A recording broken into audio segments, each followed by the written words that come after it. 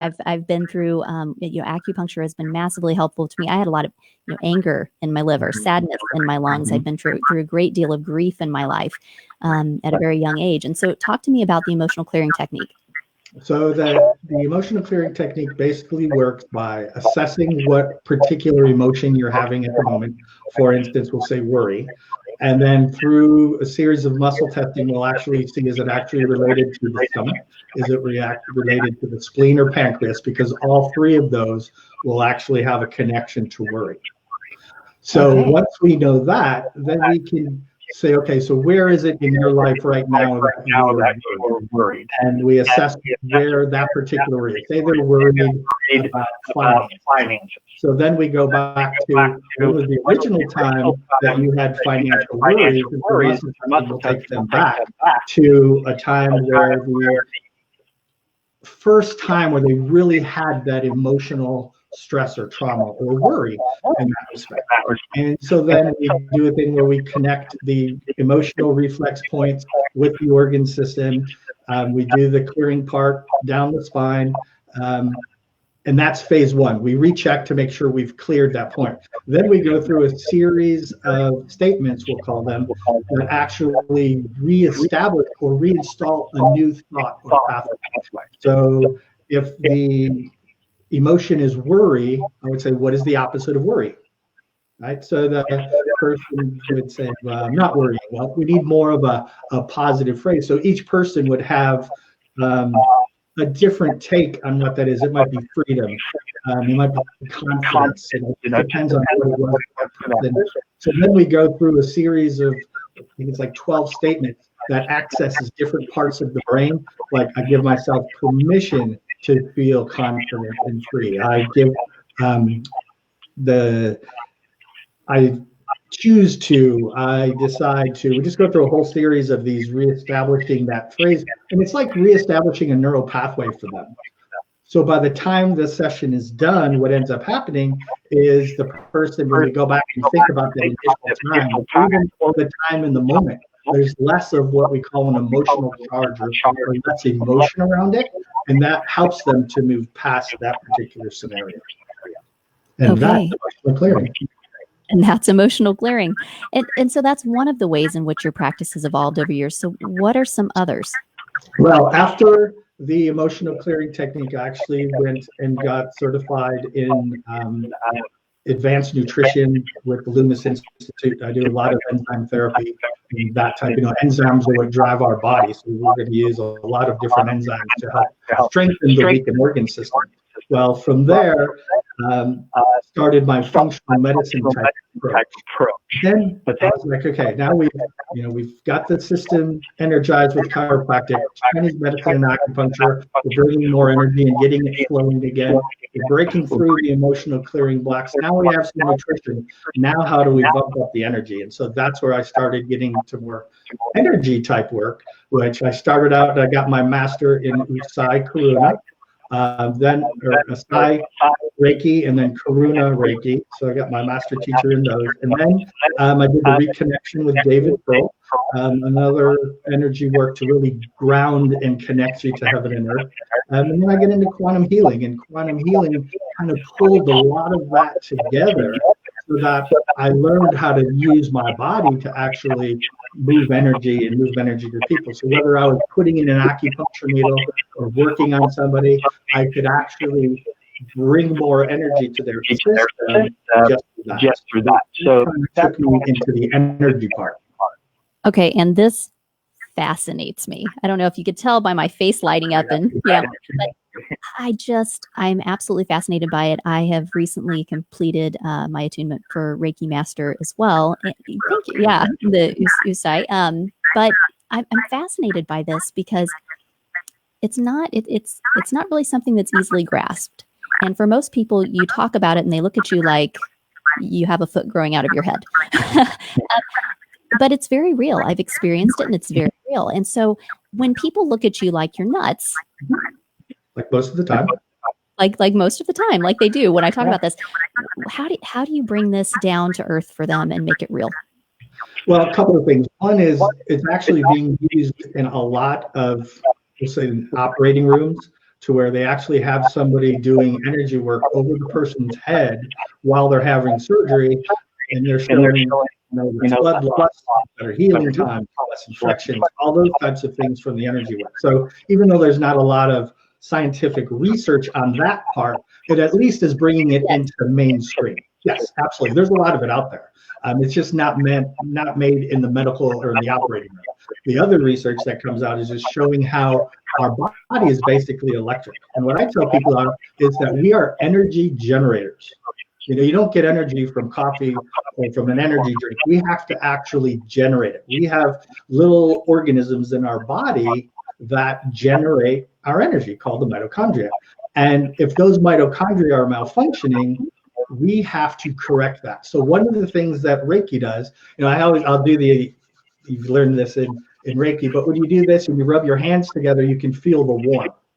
And then when you pull your hands apart, you can pull them apart and bring them together, and you continue to feel the warmth. That's all we're really doing, that's energy.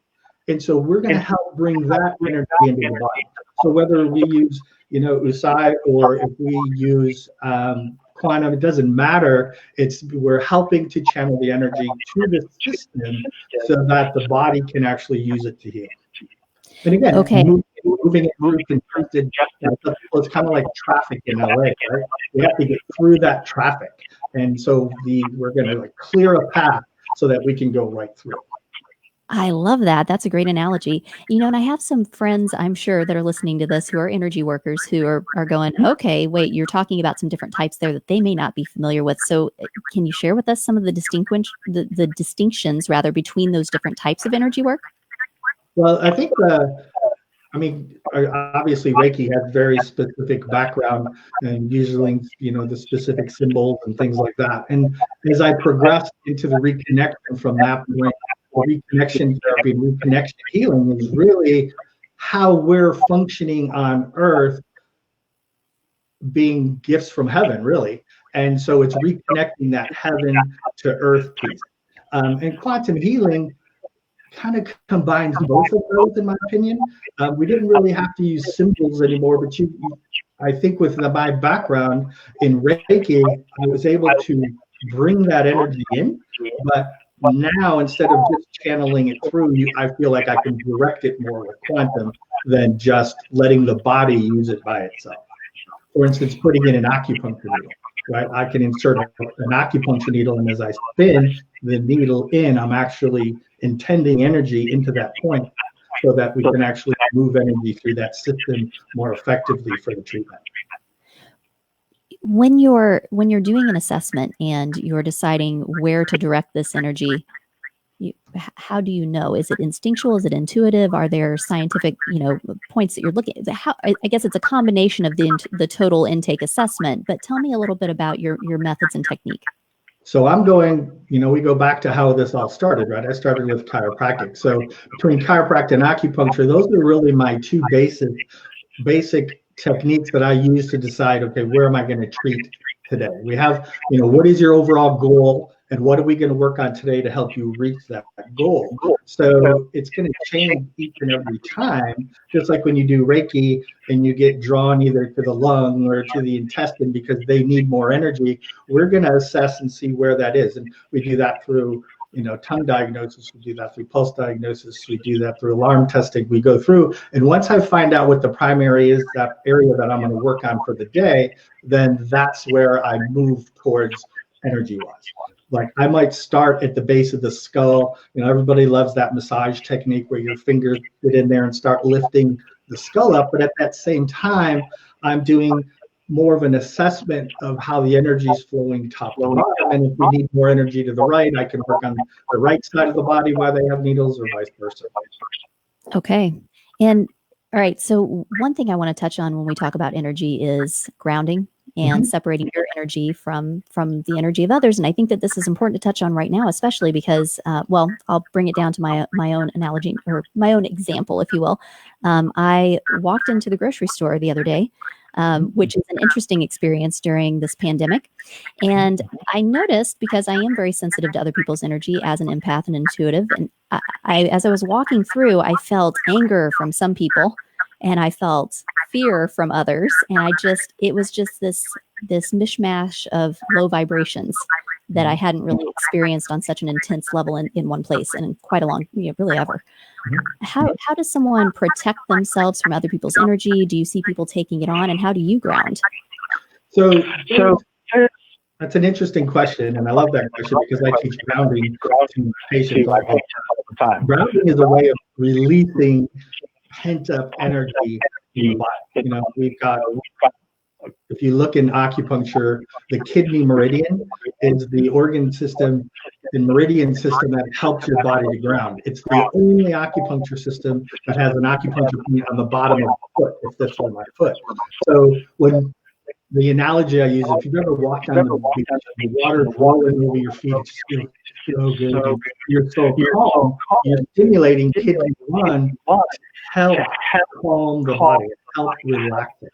So I tell people, think in the summertime, walk in the early morning grass. And if you can do it as the sun's coming up, we can work on the circadian rhythm at the same time. But you walk in the grass barefoot, and just for 5 or 10 minutes, and that allows the earth energy, the grounding, to actually stimulate the kidney meridian, but again, release the negative energy from your body. In Missouri, we have winter. As we had a bad winter this year. What I tell people, another good way to do that in the house, if you're not going to be, or even in the evenings, winter or not, is use some Epsom salts in hot water and ground your feet. The Epsom salts themselves, the mineral content, will actually stimulate that kidney 1. Some deep breathing can help really ground the person at that time also. Oh, that's super important to talk about. It's so much anxiety and worry and all of the things right now. And you gave some great tips throughout this interview so far for dealing with all of that. Thank you for that. So you really incorporate such a variety of techniques. What's your favorite part of practice now? Gosh, I think the biggest piece literally is teaching people how they can work on themselves. I mean, in this age of telemedicine, that really came through really well for me because I've already had the background. I didn't have to search out how to explain it to people. I've been doing it in person.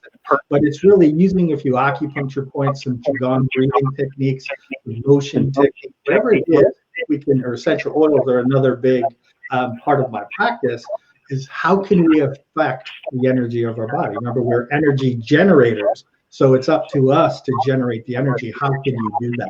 And so I think that's the biggest part, is watching people do these specific things, and then their face lights up like, oh my gosh, I feel better, or I can move my arm again, or I'm sleeping better. Whatever their symptom is, all we find out is where the issue is, and then help turn that around.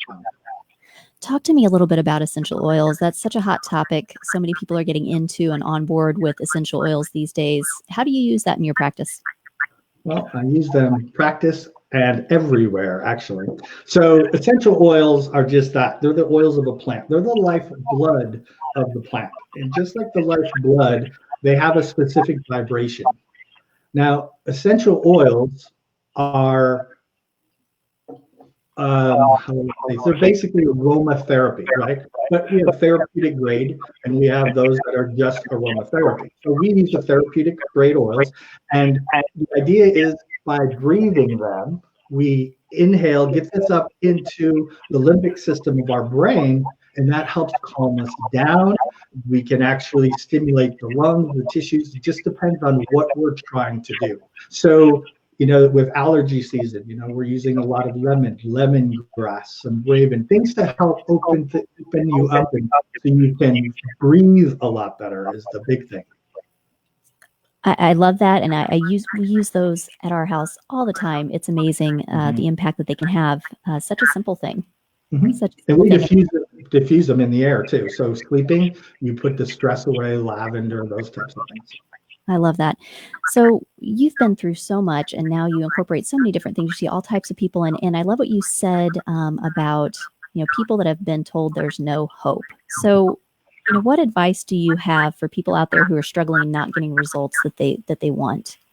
Well, I think that's the biggest thing is your body is constantly changing, right? Cells are dying off and new cells are coming in. And certain practitioners are going to take you so far. And if you feel like you're not getting any better, it's time to find the next person who's going to take you to the next level. I know when I was really sick, I worked with different people at different stages, and sometimes I would even go back to the previous people because I wanted to be able to get their expertise again. So the biggest thing is don't give up. We have to increase the energy is going to be the big thing. If you're not getting a lot better, your body's energy is up to a place where it's going to push you to the next level. Where are you in your own health journey now? Where am I? So right now, I'm actually working on my master's in medicine. It's actually the medicinal really focusing on strengthening, conditioning, and actually staying in a place where I can keep the nervous system calm. So I'm really focused on people call it a Zen type attitude, but it's really looking at stress from a whole new level. We can talk about that another time, but really decreasing stress to manage your body's physiology and your emotional health. I love that. And I'm so glad that you said we could talk another time because I would love to. Absolutely, anytime. And coming from a place where you were in this position of having chronic fatigue and then moved forward through your education and now you're serving and helping others, how does it feel to be on this side? Well, I mean, that's why I do. That's where the passion comes from, right? And I was, and that's, in the beginning you talked about, I help the people that haven't been helped other places or been told, more specifically, they've been told there's nothing we can do, or you're just going to have to live with it. I mean, that's ridiculous. We have people who have degenerative joint disease and things like that. And we can get them out of pain. They may not stay out of pain, but we can help them manage it to where they're better. But most conditions, I had a lady who came in and she was in her 90s, but she had asthma her whole life. And in 3 months, we got rid of the asthma. And she was like, well, why didn't I meet you 30 years ago? And it's one of those things where when you figure out why the body's going through that ailment, it's just not there. We just have to move them through that. How can people reach out to you if they'd like to get started with you or find and follow you online? Well, they can find me online on Facebook. It's Dr. David Trybus on Facebook. I spend a lot of time there. We have a private group called the Better Health Tribe. Everybody wants better health and increased energy. So we increase the energy through the tribe. I'm on Instagram. I'm also on LinkedIn.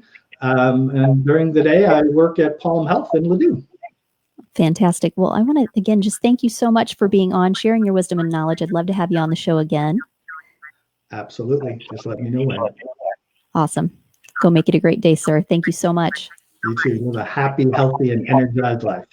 I love that. I love your tagline. It's great. That is what we all want. Absolutely. Yes.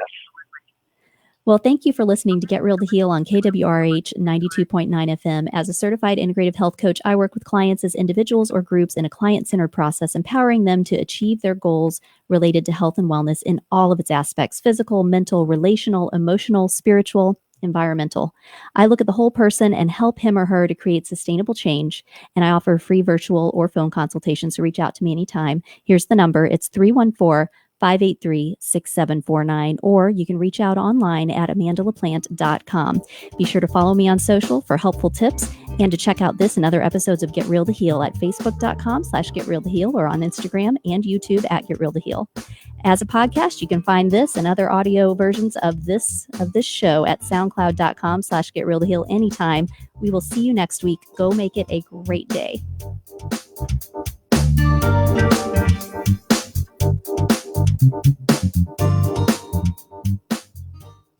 This is Courtney Ramey. You're listening to KWRH LP 92.9 FM, Webster Groves, Missouri.